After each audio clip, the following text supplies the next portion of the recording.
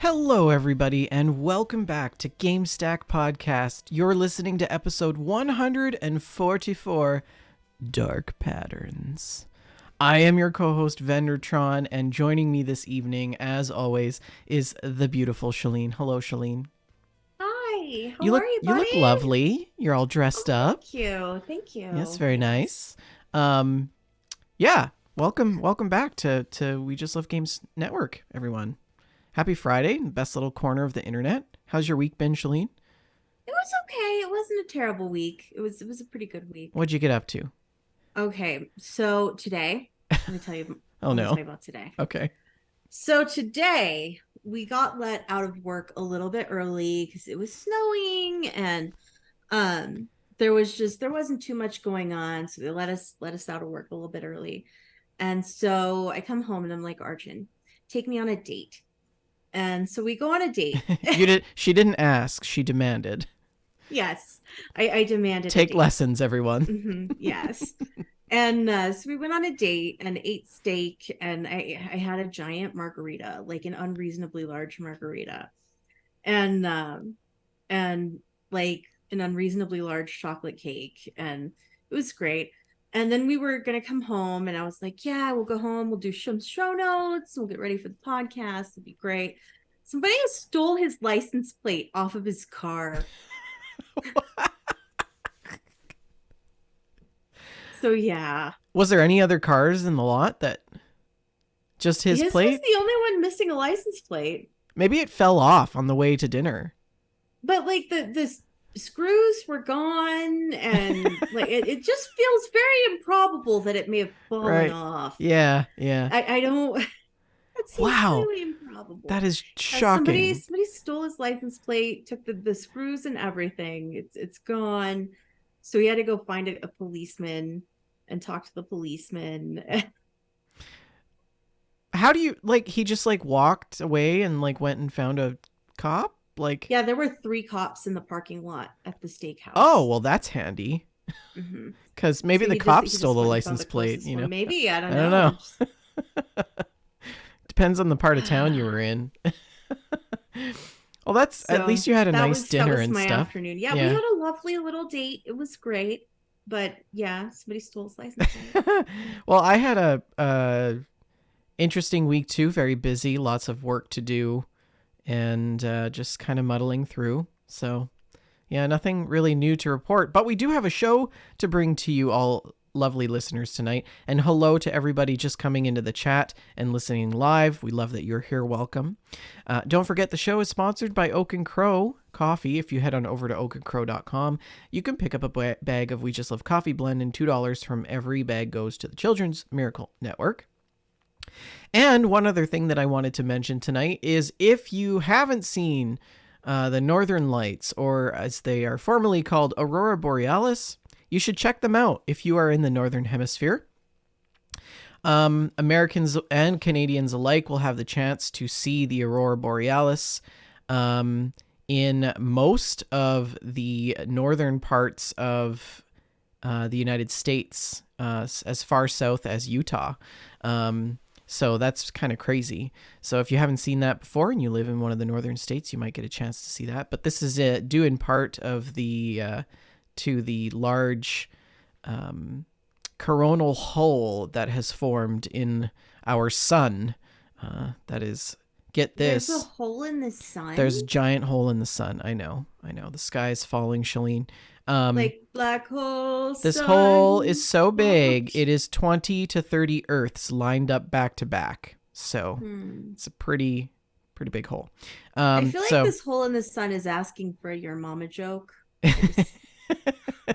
That's why I keep, Anyways, check it out. It's probably going to be really good. I'm a little bit disappointed because we have overcast skies here, so I probably won't see anything. But I am looking forward to all of the pictures that show up on Reddit as a result. Yeah, I'd love to see the Aurora Borealis someday, but I am far too far south. Come visit. Okay. Tell your friends about the show. Thank you for listening in. If you are listening after the fact and you want to find us for a live episode, you can navigate over to twitch.tv/We Just Love Games on a Friday evening at 6:30 p.m. Mountain Standard Time, 8:30 Eastern Standard Time, and join us in the live chat. If you can't make it to the live recording, that's okay. You know, it's a podcast. Just listen to it on any of our other podcast-related platforms. It's all good. And if you miss listening to the podcast, that's also okay, because you can join our Discord community. Shalene, how can people do that? You can join our Discord community by clicking the link on our Twitch page. That link is live whether or not the show is. So at any time, you can just visit twitch.tv/We Just Love Games and click that Discord link. It will just automatically join you to our community. Alternately, shoot us a message on social media. We'll get you a link. Nice. And what's going on in the Discord this week? I don't even know. I haven't been there. Let's see. Paper Crane Yarns made a bunch of egg rolls. They look amazing. Oh my goodness. Yeah, Food Stack channel is so dangerous. Good. They look so good. And Food Stack we've got is a bunch dangerous. of stuff going on in screenshots and stories. Oh, in the lobby, here's some news about the hole in the sun. Okay. More Paper Crane Yarns updates. She's making Stardew Valley socks, and they look amazing. Not just socks. She's making socks for each season of Stardew Valley. Yes. The spring sock is done. It looks great. That's exciting. Yeah. And also, welcome to Raven's View in the Discord, who just joined this week. I'm not sure if you mentioned that. I totally didn't. I missed that entirely. Good. Welcome, Raven's View. It's all right. It's all right. All right. Well, join the Discord. It's a fun place. The marketplace is also jam-packed full of games. The bargain bin is overflowing. So if you are looking to add some more games to your GameStack, head on over to GameStack Marketplace. That's the place to be. And get a free code. Yeah, I think that's pretty much it. We got some news. We have some gameplay. We're going to talk about the stocks and what the community is playing as well. And I think we have some mail to open, but let's hop right into it with this just in.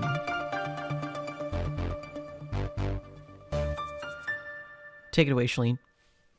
As always, shout out to Joseph Tao. We love you, Joseph Tao. Our first article comes from GameSpot. The US government wants to make it easier to cancel subscriptions. And this is only tangentially related to video games because, you know, some games have a subscription, some don't.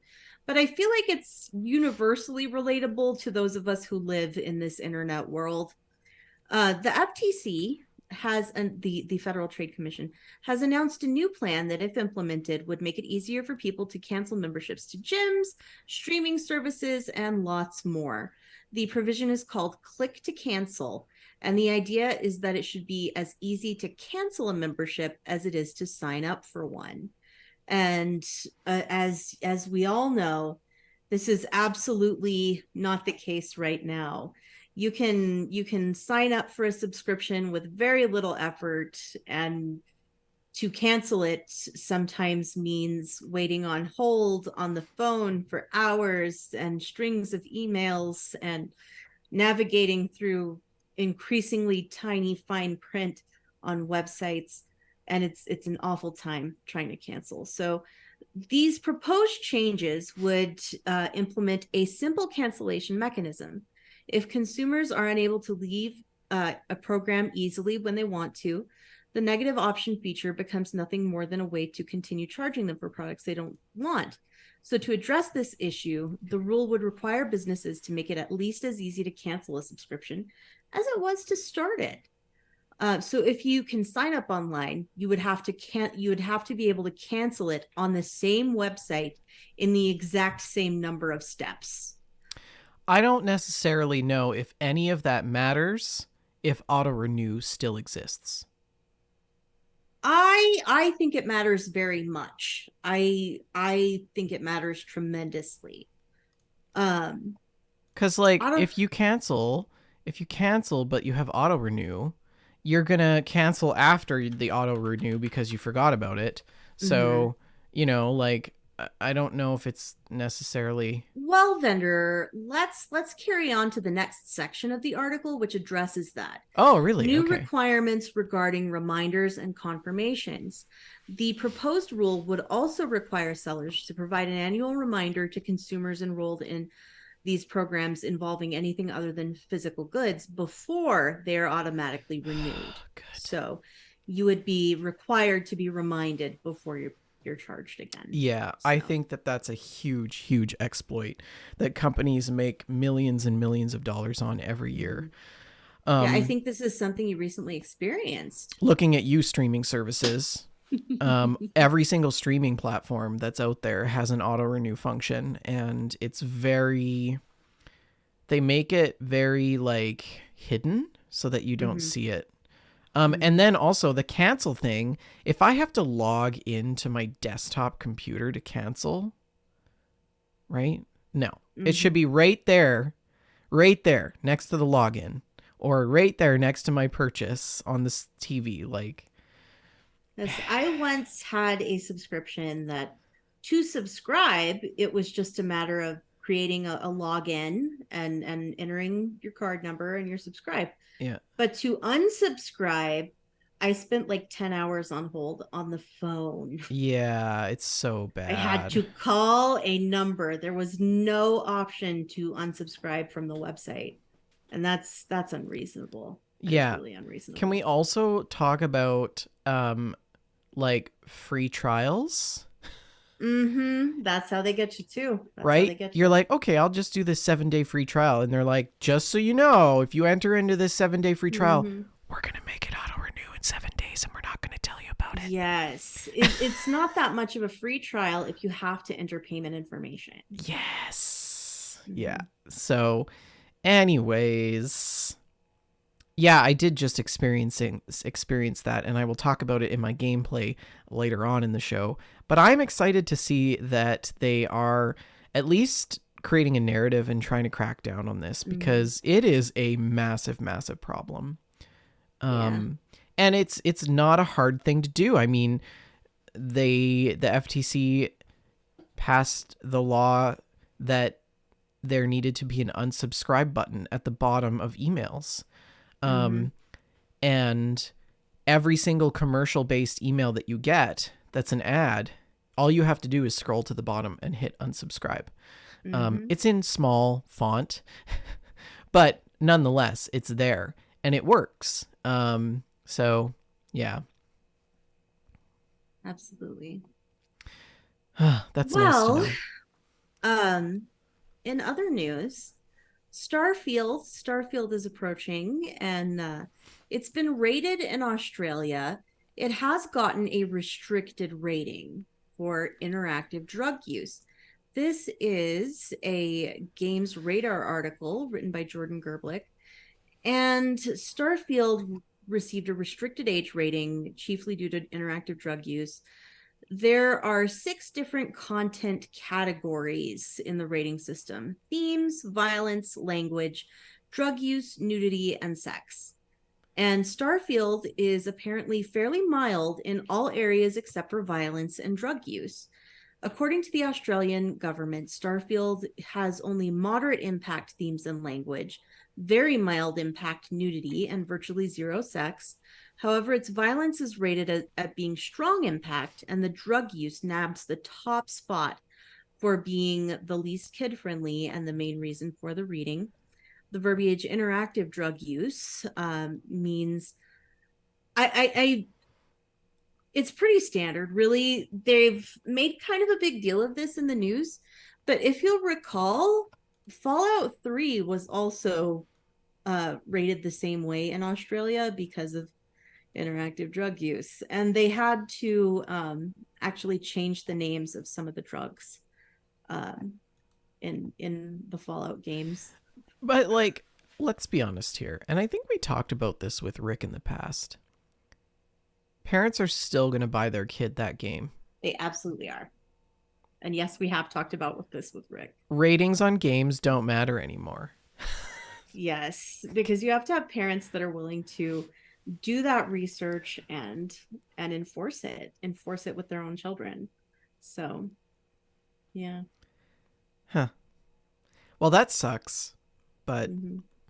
oh I'm well. really not surprised. I don't think that it will affect game sales. If anything, I think it'll drive them up.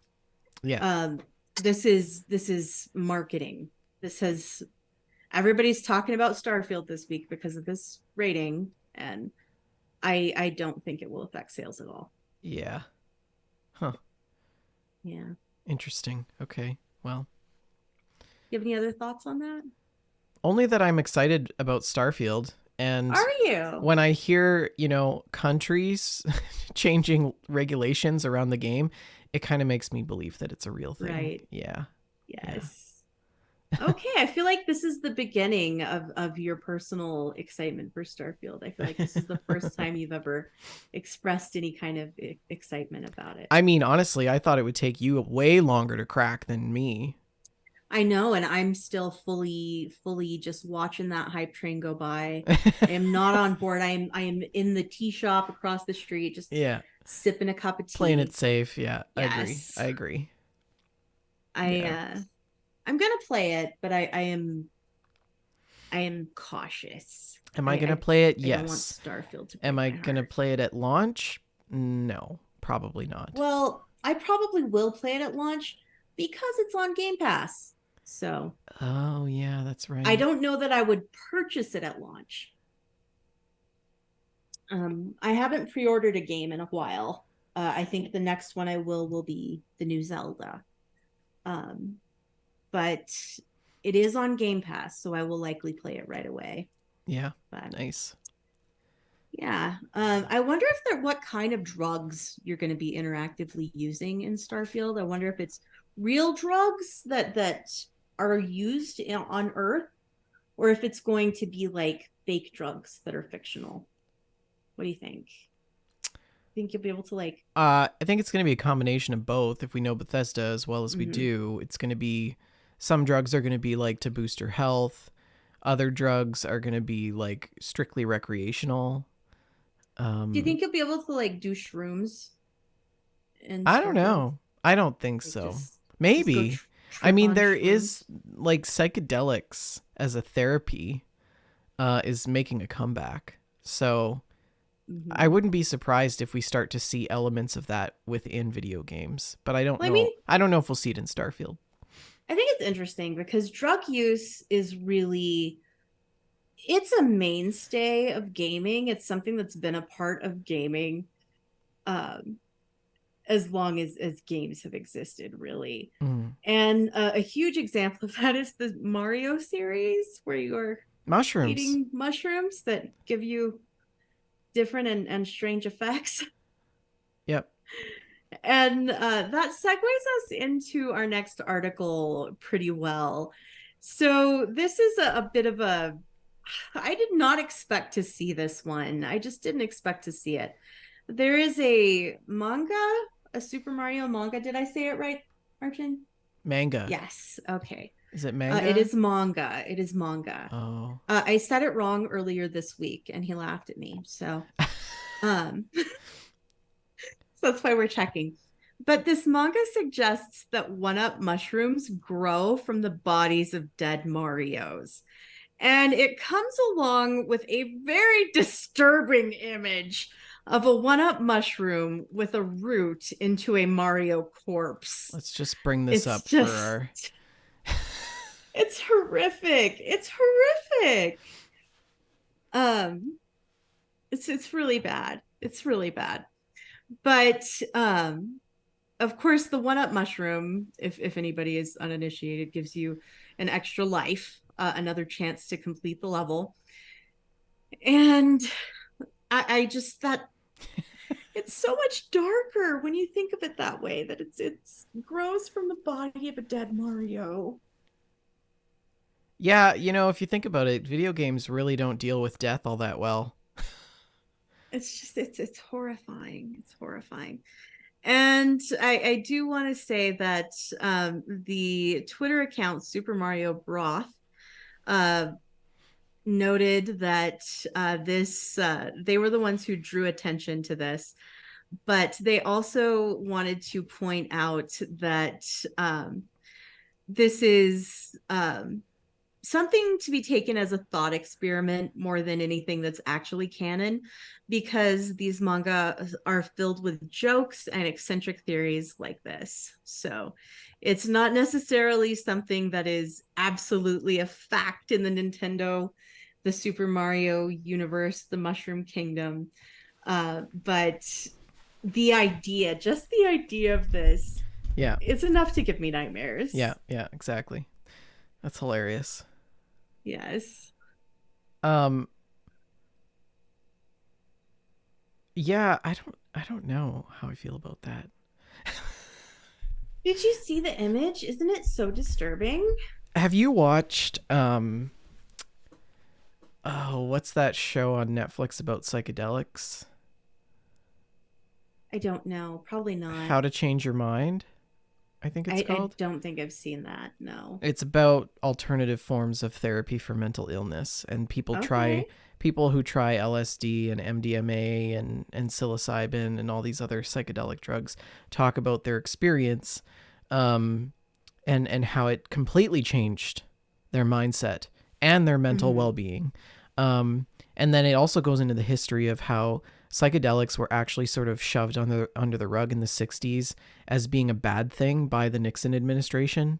Mm-hmm. Um, and it actually sort of like he was sort of a stalwart in science around psilocybin research. And it's only just now starting to like regain ground, and it's actually being approved in a lot of, yeah. It's interesting. It's very interesting. Anyways, yeah, Yeah. I think it's cool. Well, if you would like something to do while you're waiting for psychedelic research to advance, Oh, I'm sorry. I derailed, didn't I? you can, well, I mean, that's what we're here for. You can always check out some games on the 3DS or the Wii U, because everybody's got a Wii U in their house. No, just me. Okay, Especially then. people with kids. Sorry, it's bad. Everybody Bad definitely joke. has a Bad joke. 3DS in their house. I feel like there's lots of those. And this article is from Ars Technica, and it's a rather lengthy article by Kyle Orland that I recommend that listeners check out. It's a very interesting read. We don't have time to go through all of it, but basically what's being discussed here is the concerns about the shutdown of the 3DS and Wii U eShops. Basically, why this is a problem, why archivists are concerned, and yeah, it's not very far off in the future that 3DS and Wii U owners will completely lose the ability to purchase new games on the storefronts, and it will cut off access to many, many titles, hundreds of titles that cannot be legally accessed any other way. And that's frustrating, when you have one of these platforms, but it's a crisis for the people who are trying to preserve access to game libraries for future generations. And this is something that's really become a complicated issue in this digital era, in this era of purchasing the license to use a game instead of purchasing the game itself. It's really, the definition of ownership is not what it used to be in terms of digital digital purchases and digital items. It's so interesting, and there's definitely a huge fear that just we can lose these games forever, and we will never have access to them again. There's no legal way to access them. Mm-hmm. And I feel that this is a huge problem. And while for a while I was very fully on board with buying everything digitally because it saved space in my house and it made my countertops more clean, my shelves more tidy. But I've found that lately I want to buy physical copies because just because of this kind of situation. Whenever possible, I opt for a physical copy because I I Yeah. don't like that we don't own our digital games, and I don't like that the access to them can be taken away so easily. There is a part in this article that I think warrants further discussion, and Go through it. I'm just gonna read it. So um, there's the library director, VGHF, talks about how the legal restrictions on remote game access are really damaging to game studies programs specifically. And the University of California Irvine professor Bo Ruberg says you can reach out to a library, to an archive, ask for some obscure, get a copy of it, whereas for us teaching video games, it's really just completely night and day. Um, Ruberg told the US Copyright Office, so we don't have access to things to study, we don't have access to things to teach, and video games really are just as crucial forms of culture as forms of art and something like literature. And then Absolutely. the library director, Phil Salvador, says right now, if a researcher wants to study an out of release 50-hour long RPG at a library, they might have to book days or even weeks of travel, lodging, research, and leave from their families and arranging childcare. So there's like this whole missing world Mm-hmm. that historians are gonna, and ethnographers and anthropologists are not gonna be able Yeah, to study because of this digital era of games that are just gonna go to the wind. you're absolutely Can we right. also Games are a just huge acknowledge part of our like culture. one really bad EMP from the sun is all it takes, Yes. folks?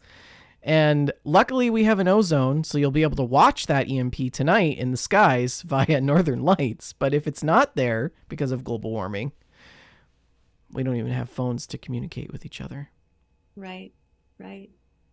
Wow. Yeah, yeah. I think I don't like this idea of digital games. We talked about it before, but Mm-hmm. Well, someone else didn't like it either, and he took action. This next article is a GameSpot article by Darren Bonmonthis. Bon Bonthuis. I by Darren. Thank you, Darren.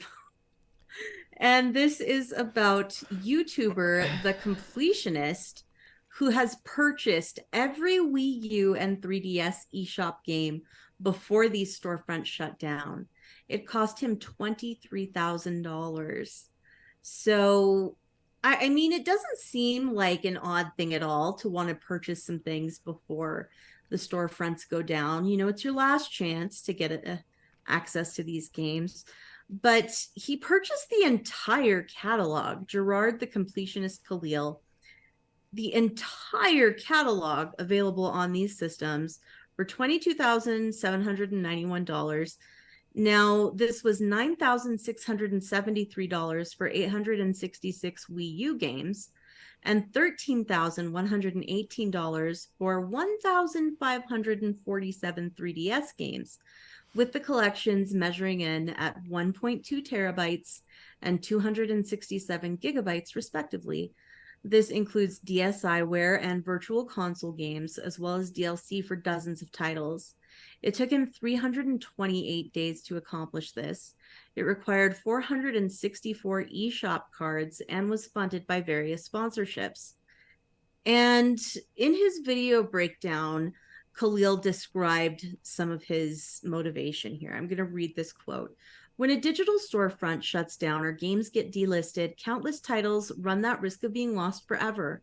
What would it take to save all those Nintendo Wii U and 3DS games from being lost? Step one of many was to determine necessary costs and storage. Unfortunately, none of the comprehensive lists online that we found included prices or even file sizes. So we spent 3 days compiling all of that data into a big spreadsheet. Once we had that information, we were able to more easily march forward with our noble cause of preservation. And what is he planning to do with all these games? Khalil says that he will donate the collection of Nintendo classics to the Video Game History Foundation, a Amazing. nonprofit organization that preserves the history of video games. And I'm proud of this guy. I think that was an excellent thing to do. Um, that was a huge amount of effort. It was a 328 Herculean days. effort. That's like 1 month, couple months shy of a year. Yes, Yeah. yes. Yeah. Crazy. And but these games are now archived, and um good for him. Good on him, I say. Joseph included a little bit of commentary on this article. He says Gerard always does crazy stuff like this with Nintendo.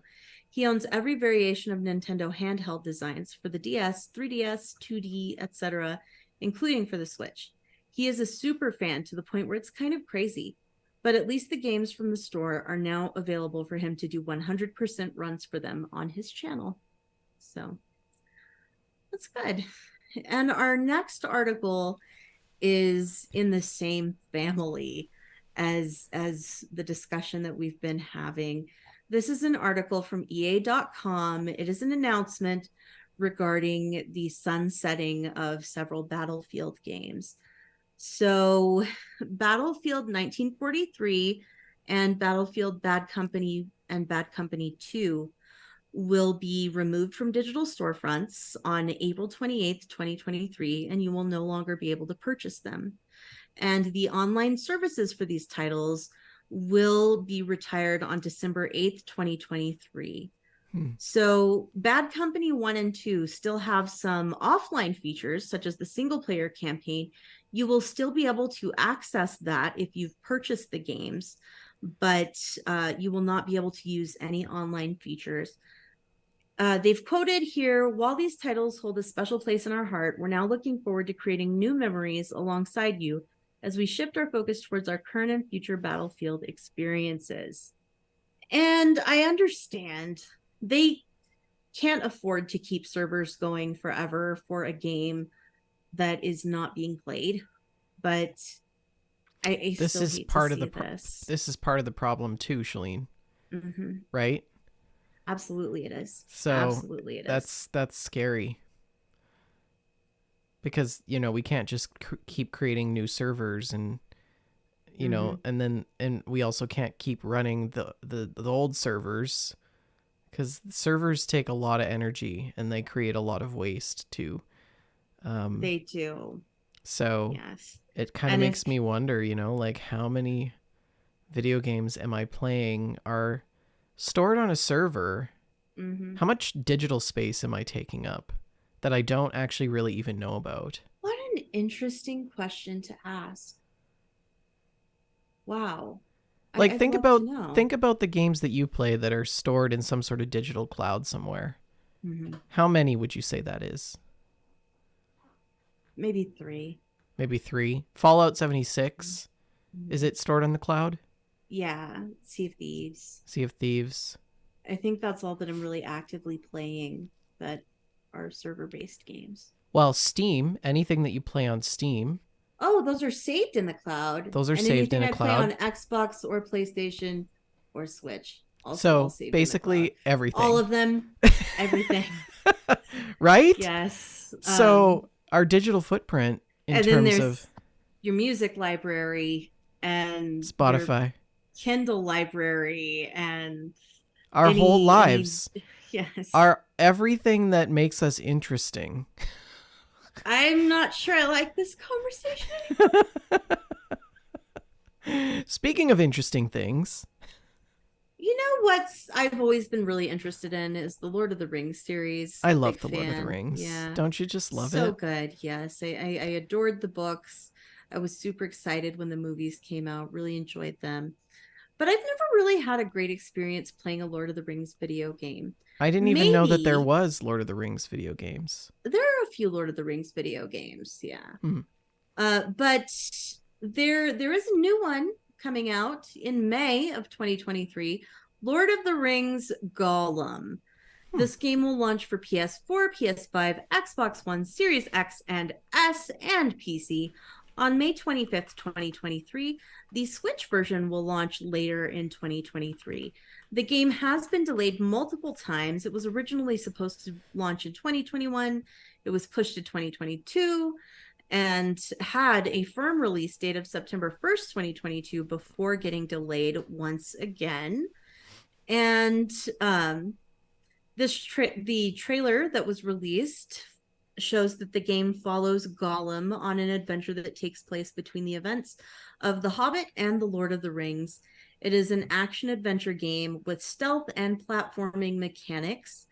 And I think they could have really, I think they could have focused this game on literally any other character and I would have been more interested in it. Why?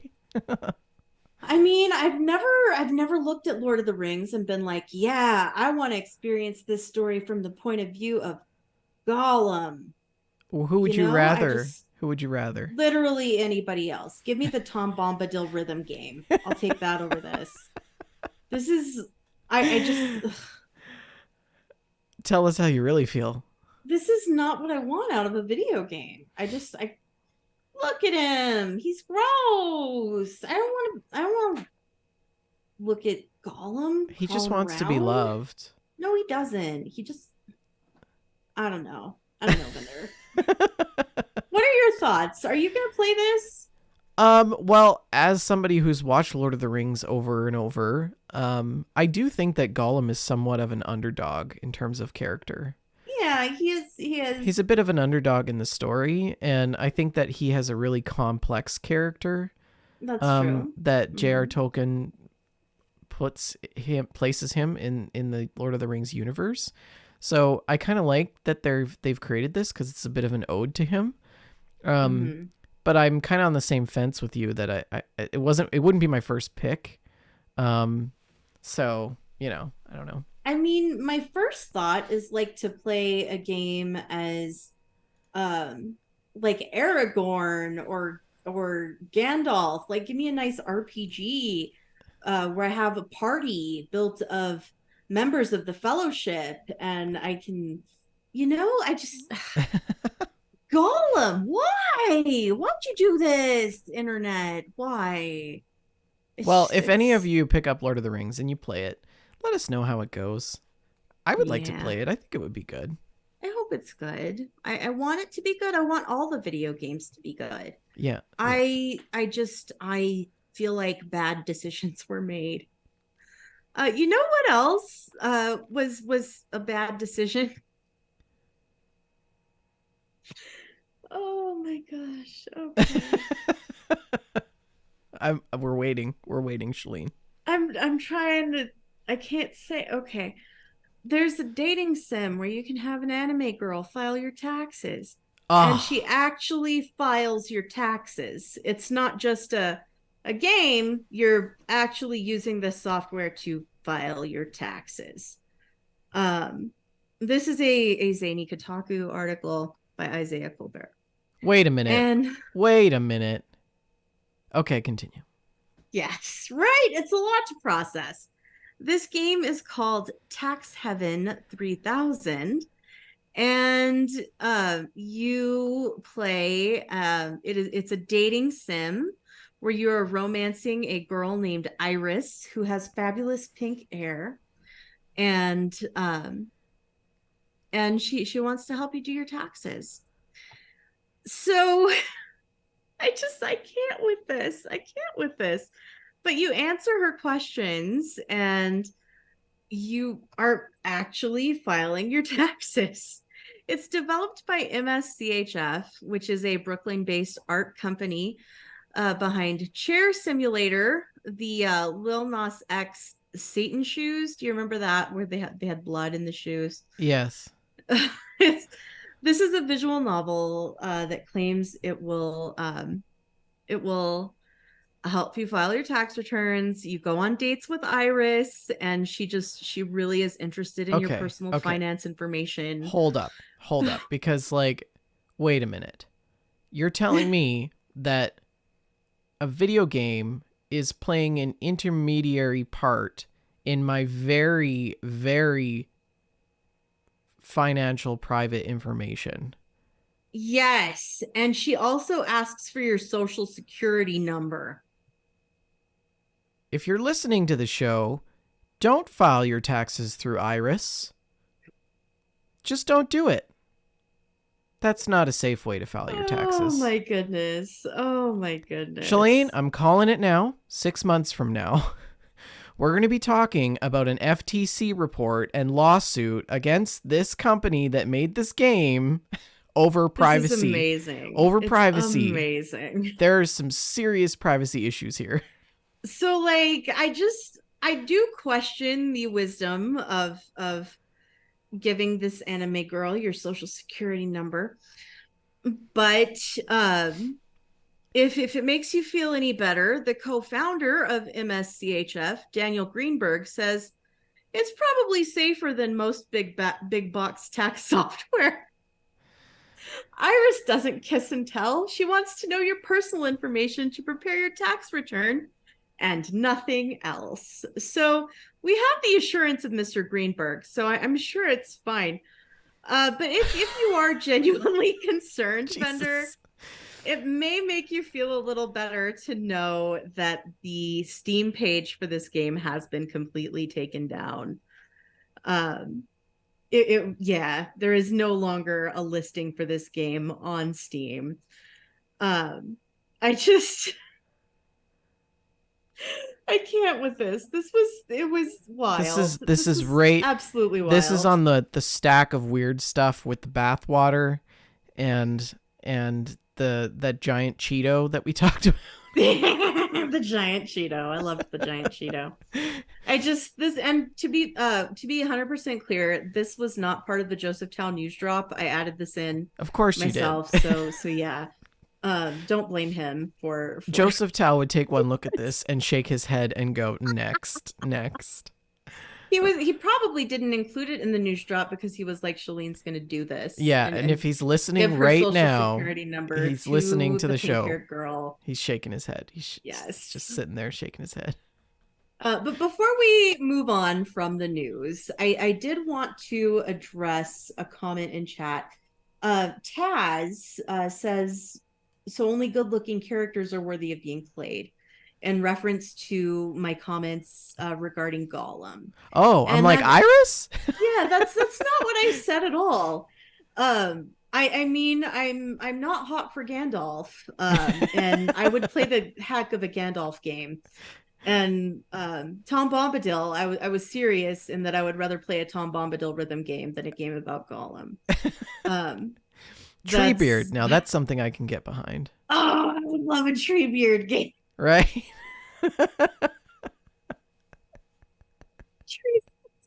Ages. So good, so good. I don't find Gollum a sympathetic character, and I don't want to be put in the position of being forced to try and sympathize with him. It makes you think. There isn't a lot of games that really where the main character is an antagonist or has antagonistic tendencies. Like Gollum, he's there's good and bad. I mean, the guy has multiple personality disorder, but you'd never play a game from like the Eye of Sauron to being the main character or something, like that. Yes. There are a few games where you play as an antagonist. There was what was I feel like most called? of them would be like in the Nintendo universe. No, I'm thinking of some. I agree. Torment, I think. Blame Rousseau says a Hobbit's life sim would be amazing. I'm like, that would yes, be I would the love dullest game ever. I would love to live in a little hole in the ground and grow my carrots and smoke my pipe.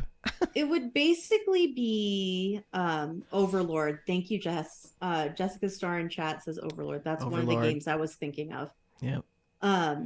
But a Hobbit simulator would basically be Animal Crossing. I feel that would be Animal Crossing, but with more tobacco.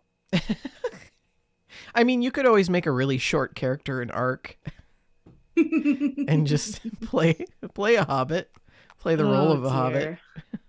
Oh dear. So good. But I don't have any more news. Let's hop into the stocks. So, as always, these prices are in comparison to the prices that we've posted on last week's episode. If you're curious, you can always listen to episode 143, top of the GameStack, as soon as Shalene posts it. And yeah, so these are as of close at 4 p.m. in US dollars today. Sony closed at 87.53, up $1. Microsoft up $1.14 at 280.57. Nintendo stayed unchanged at $1.09, or sorry, at 9.60. Take Two Interactive closed up $1.84 at 118.12. Activision at 84.39, up $5.40. Ubisoft closed out at 23.66, down $1.56. EA up $5.68, closing at 119.03, and Tencent up $4.92 at 47.85. And those are the stocks for GameStock this week. Let's hop into our mail now. You've got mail. What do you got, Shalene? We have an entry from the real MVP, RTZ13, who says, Hiya, sorry I didn't write last week. I was busy spreading giveaway messages. Vendor, congrats on making a minister sweat. You're fighting the good fight. There were a few comments about the Steam Deck, and of course I was listening. I love the device so much. If anyone comes around on Discord, I'll answer as much as I can. Side note, I've been a PC player for like forever, so 95% of my games are on Steam. Of course it was a no-brainer buy for me. My doubt about it was that I never held a controller or a Switch before, been always on keyboard and mouse, but I'm learning. To Vendor's question, the device runs on Linux. It has two modes. The main Steam interface, where they tried to make it as plug and play as possible. Just run your games from your Steam library. You might have seen all these game verifications on Steam, which shows how much the specific games are compatible with the system. From the perspective of programming, the controller, and readability on the smaller screen. Valve has worked a lot with the Linux folk to make as many work as possible, kind of a plugin running in the background called Proton Layer, as most of these games are Windows-based. However, putting Windows on a portable device would bring so much additional bloat, compromising its speed. Also, it has a desktop mode, which is a full-on Linux operating system, very similar to Windows, where you can run different launchers to play your GOG, Origin, Epic games. Even work if you plug in your screen, keyboard, and mouse. Some people also manage to install Windows as well, get Xbox Live running, emulations Wow. from PS1 to Switch. But I didn't really dabble with these parts. Reddit is a great resource for guidance. It's basically a PC. Valve set the price pretty close to almost making a loss on it, but the store brings in the new users. Love ya, RTZ. Amazing. Thanks for that update. Oh, and he's got a browser window open with our episode of GameStack on it. Oh, that is so good. Let me post this. I love it. Let me just throw this up on the screen share. I didn't notice that before. There we are on his Steam Deck. Oh, this is so good. That's adorable. There it is for our listeners. Look at that in our little St. Patrick's Day. Mm-hmm. St. Patrick's Day stuff. That's great. That's fabulous. Love it. Okay, that's the mail stack. So you're gonna get a Switch now? Steam Deck, you mean? No. I mean, wow, Freudian slip there. I'm poor. I can't afford a Steam Deck. Yeah. Yeah, I moved to the city. I have to finance this big city living. Big city life. Yeah. Big city life. It's a tough life. Yeah. I know how you feel. Mm-hmm. Everything is like 10 times more annoying. It's a lot more expensive to live in the city because there are places to spend money. Blaze Pizza. Blaze Pizza. Yeah. Let's talk about what the community's playing. We've got lots of screenshots and stories this week. Thank you to everybody who submitted things. And if you are wanting to submit a screenshot or a story, head on over to our Discord and you can post that in the Screenshots and Stories channel, of course. This first one comes to us from Joshy. Can you explain this for the listeners, Shalene? So we're looking at a top-down of it's a map. It's a top-down of a map. It's like a woodsy abode of some kind, like a tree house with different sections. We've got over there there's a pool of water. And then in this one section, we've got a bunch of beds. There's like a big master bedroom with a big bed, and then a little like a dormitory with a bunch of little beds with foot lockers and a little bathroom. And connected to that, there's a little dining room with big dining tables.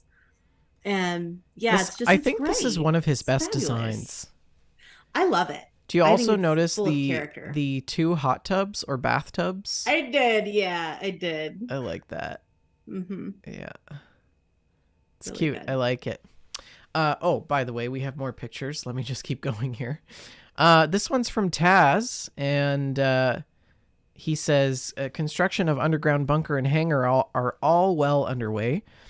Shown Yes. is material and gas storage, 6 hydrogen gas tanks holding 6.7 liters, a million liters of hydrogen, 12 storage containers that can hold up 400,000 plus liters of ore, components and processed ingots and various minerals. Those tank door things look a lot like vault doors from the Fallout They series. do, don't they? And then he Mm-hmm. sends this one. He says these are the industrial refineries and assemblers that hold all of the ore, the same capacity as the ingots as well.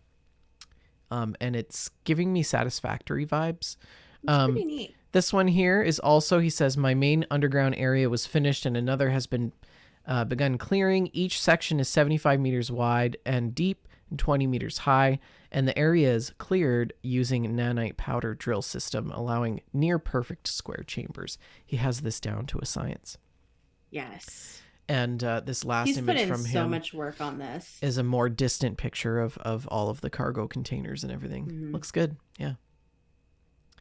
We've got a nice shot here from Frankie. That she said this is not really a screenshot, but I thought I would put it here anyways because she commissioned an art from an amazing Egglidotter.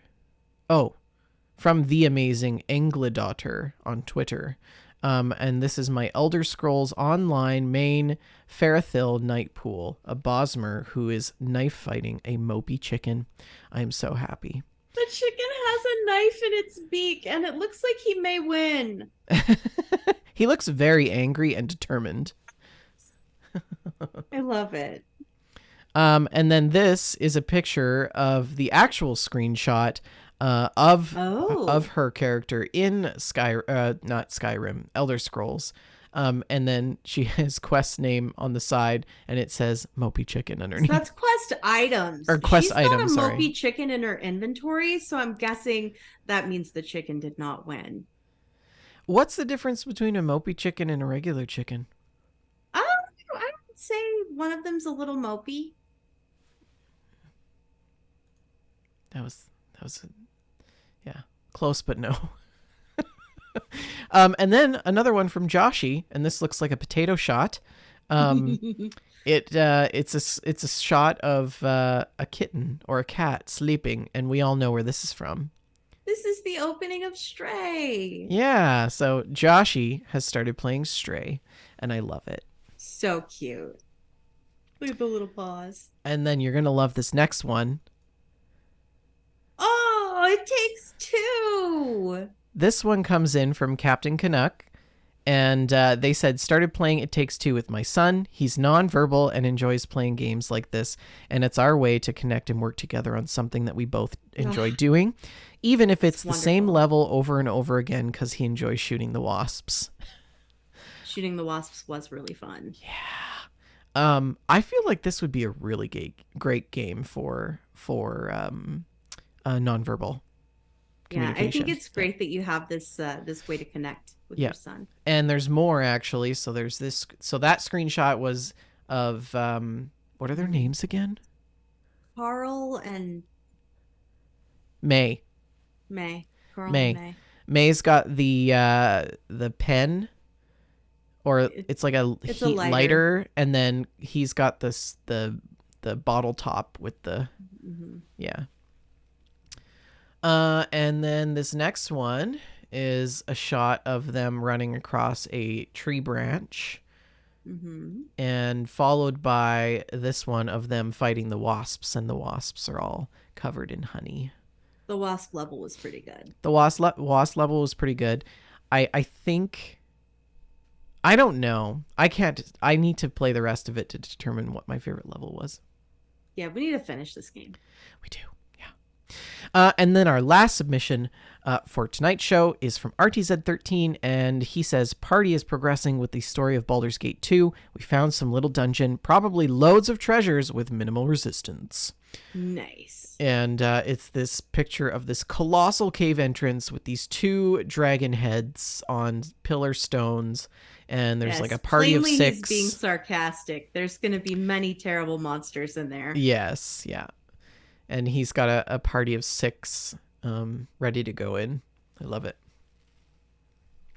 Really so that's good. What everybody's been up to. What have we been up to? Well, let me tell you, I've been playing some more ATS, playing with my Viva employees, my fellow employees. We've been doing some hauls together.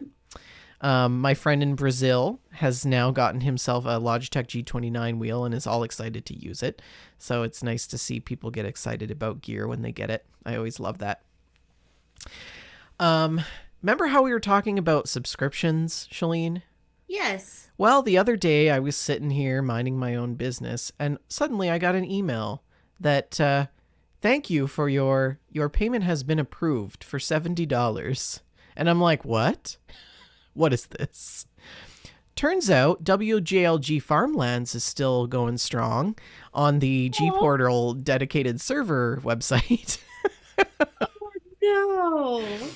So Taz and I have hopped back into Farm Sim and am making good use of the dollars that have been invested into this venture. I thought, I was going to actually ask for my money back, but then I was like, you know what? I'm going to actually hop back into Farm Sim because, right? Why not? So it's just stream it. I used to love your farm streams. Yeah, it's just a little 4-slot server as always, but we're doing a new map this time. It's Edgewater, Saskatchewan. And this map is probably the best farm sim map that I've played on. Every farm sim map that I played on to date has been very square geometric fields. Okay. And in real life, that's not really the case, at least not where I live. There's there's lakes and ponds and ditches and, culverts and things that you've got to get around, and the fields are split up by trees and stuff. Well, this new map is exactly like that.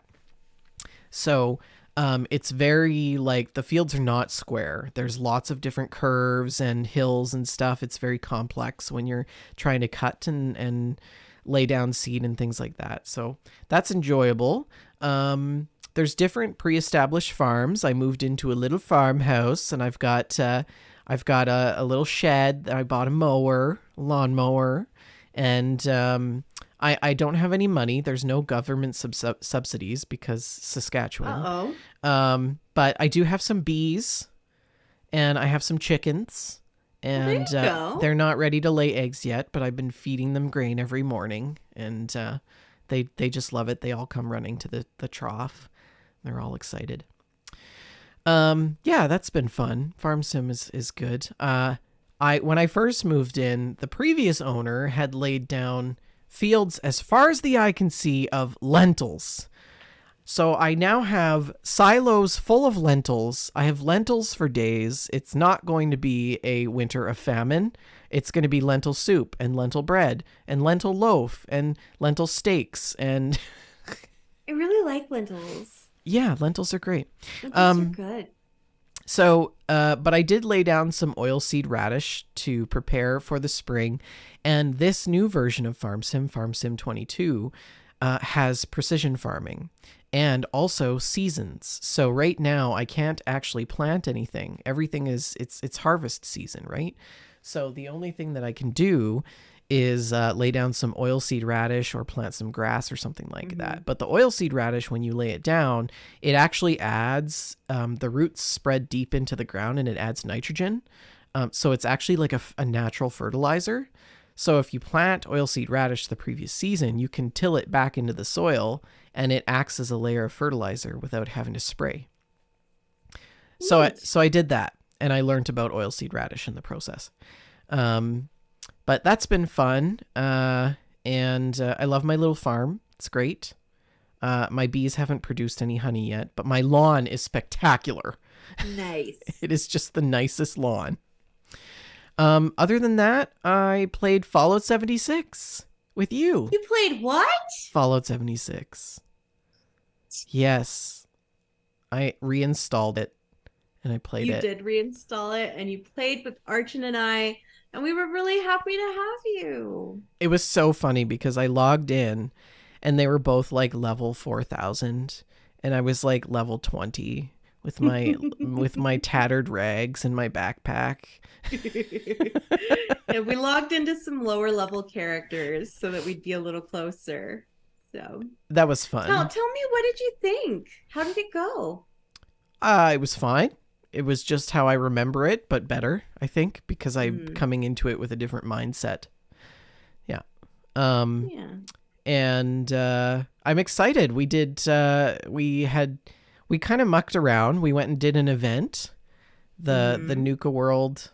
No, the what was It it? was one of the Nuka World ones. I think it was the Wild West The Nuka Wild World West one. one. That Yeah. one was super fun. I enjoyed that. And we started doing the Brotherhood of Steel quest line. Mm-hmm. And I'm actually excited that we're all at the same stage because I'm looking forward to jumping back in and doing some of that quest line together with you guys. What Yeah, were your it's gonna thoughts? be fun. It was really fun.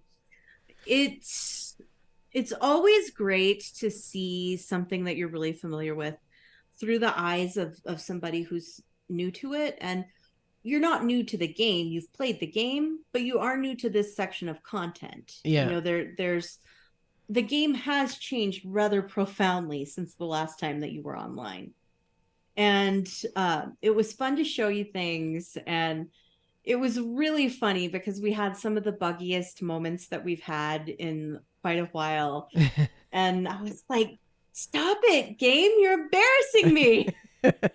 The one We've time got company over. Get it right, Todd. we finally got him back, and this is what you have to show for it. Yes. We hadn't had that many problems for so long. And we had a lot of bugginess when we were playing with you. And I was like, stop it. Stop. Yeah, it was fun. I the only thing I regret not doing before logging off was checking out my camp and Yeah. taking a walk down memory lane because I'm Yes. gonna have to The do that old next camp at the time. lake. Yeah, I'm Mm-hmm. gonna have to check that out. Yes. And you can have a look at mine. Mine's changed a bit. I'm still in the pink house at the lake, but I don't use that one as my main camp. Oh I right, have a little train car near the White Spring that I use as my main camp now. So, a train. You live in a train car. and then there's a little house too. It's just a little box. Cute. Yeah. But it was so fun playing with you. It was nice having you back and hanging out. Really Mm-hmm. enjoyed it. Mm-hmm. Mm-hmm. Yeah. I love it Was because I was like, let's go shoot these things. I've got my trusty crossbow or my shovel. You were just wailing away at stuff with that shovel. It was so funny. Yeah, yeah. I'm excited Yeah. to hop back into it. I It think was it's a gonna good be good. time. What else have you been playing? Well, in addition to playing Fallout 76 with you, I've also been working on the homework, trying to keep up. I think I'm in the 50s somewhere on the scoreboard.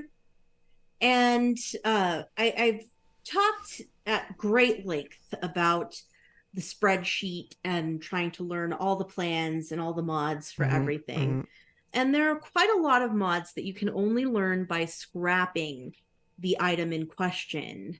And I've finally finished radium rifles. Is She's at pulling. long She's pulling up last. the spreadsheet right now. At long last, I finished radium rifles. That was the last one that I Oh had. my gosh. So I was like tears of joy, Bender. It's been years that we've been working on this. Yeah. Yeah. And I finally finished radium rifles. And this is with me scrapping every radium rifle that I find and every character that Archon has passing their radium rifles on to me.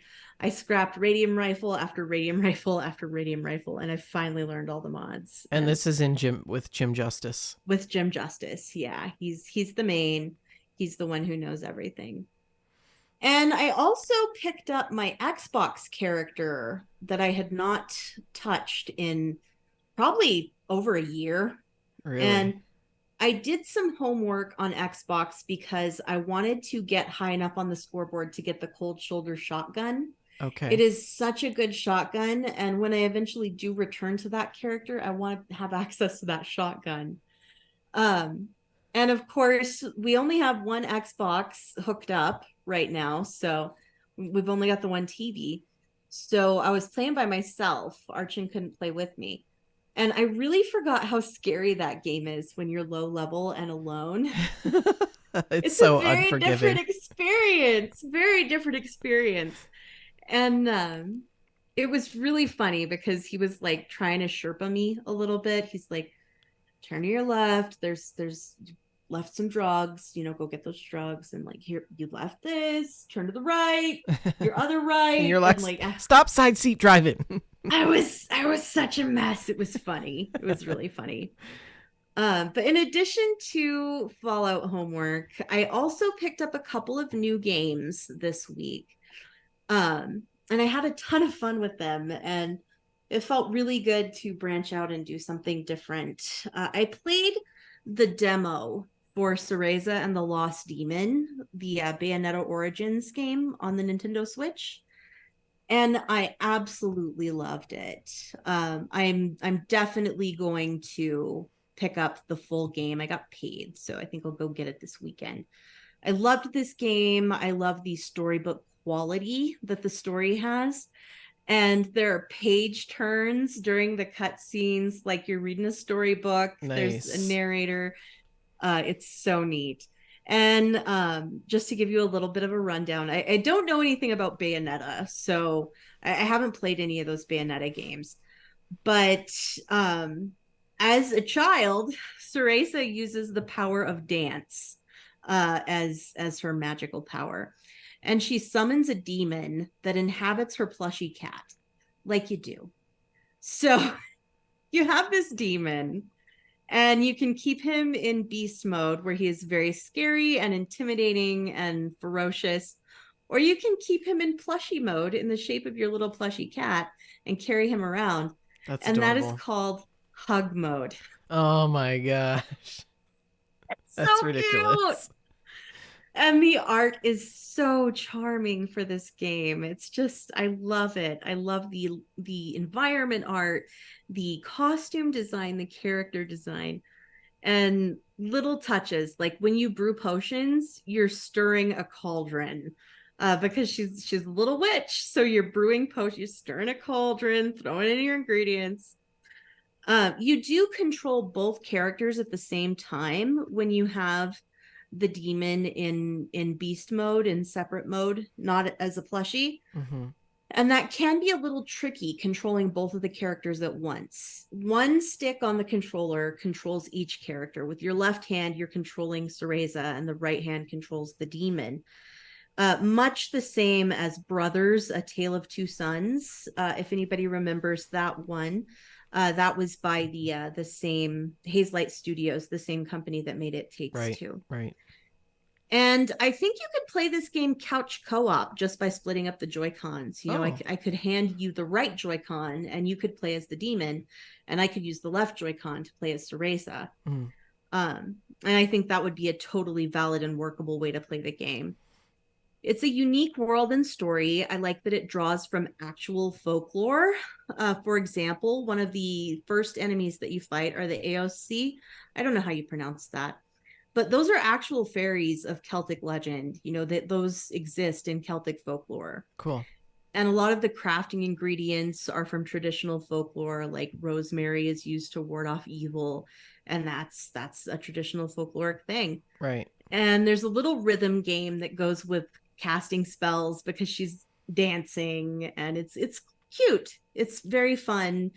It's charming. I love it. I definitely want to pick up the full version and play more. Nice. And I guess we've got a theme going on.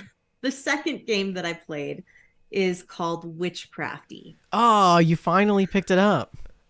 Yes, this one, I was gifted a code from the publisher. Oh, So okay. Okay. yeah. And It's an adorable little platformer. You play as a little pink-haired witch and you're trying to save the forest. This game is very, very free with the achievements. I got the first two achievements by walking 3 screens to the right. So so if you would like some quick and easy achievements, can I recommend Witchcrafty? There are no Metroidvania aspects to the game so far. It's platforming and combat, but there's no, and you do get some upgrades, but so far there are no instances where you use those upgrades to go back and open new pathways or anything okay. like that. The platforming and combat is occasionally much more brutal than you would expect from a game with such an adorable art style. I do want to say that I'm pretty critical of the sound design. The dialogue noise in particular is absolutely horrendous. Oh, look at Just, this. Look at this it's cute little so witch with grating. her little hat, and Isn't she adorable? I She's love it. precious. This is great. Yeah, Okay, I love okay. Tell her. me more.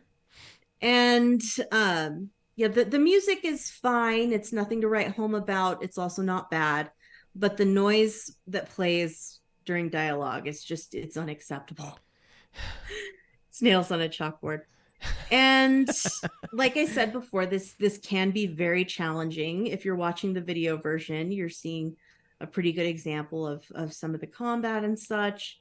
Um, and I was absolutely white knuckling trying to find the next save point. I was down to 1 heart and I had done so much and unlocked so much, and I did not want to lose my progress. Yeah, no kidding. Finally found the next save point and immediately got launched into a boss fight against a big mushroom named Dave.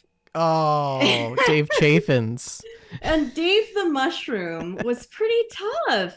And I was tired, and Archon picked up the controller. He wanted to take a try. And he beat the boss fight against Dave the mushroom. And it required some pretty precise timing. It was pretty tricky. It was very old school tricky. Nice. There's a lot of enemy variety in the game. It's fun to play. But I do have another little complaint. Sometimes the main character just bugs out a little bit. She'll get stuck in an animation. She'll get frozen. Oh, really? And in That's a game that unfortunate. requires this kind of twitchy reflex to play, um, that should have been fixed before Yeah. launch. Yeah. Should have been fixed. Well, maybe it will be fixed before launch because I think it's not actually out yet on Xbox. So um, I'm just gonna look that up. Dave. Xbox launch date. Uh, July 20th, 2021. That was not for Xbox. Well, March anyways. 24th. It released today. So maybe that's fixed now. Maybe there was a release date patch. Mm. But that's my games. Oh, sounds like you had a productive and fun week. It did. Yeah, it Yeah. was nice to play some new things. Yeah. You getting into playing any games this weekend?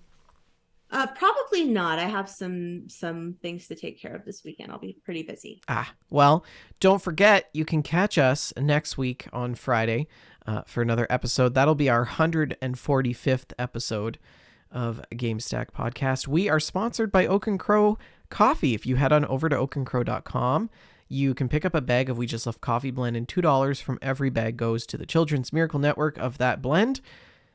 Send us some mail. We love to hear from you. Hop in our Discord and post it in the MailStack channel. Alternatively, you can send us an email at info@wejustlovegames.com.